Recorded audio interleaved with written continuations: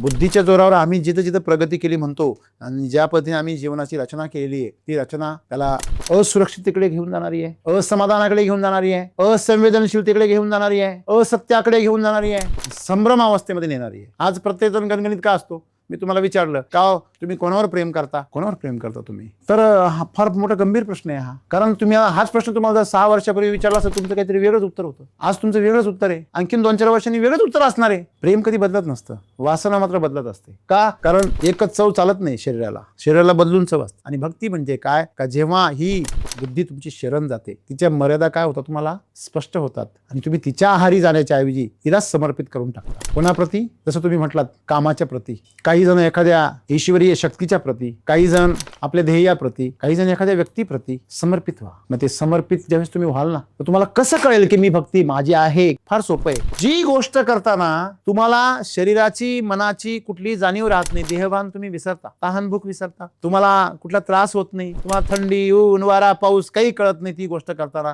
ती गोष्ट तुमच्या चिंतनामधून कधीच बाजूला होत नाही, ती गोष्ट तुमची भक्ती आहे, ती गोष्ट तुमचं प्रेम आहे.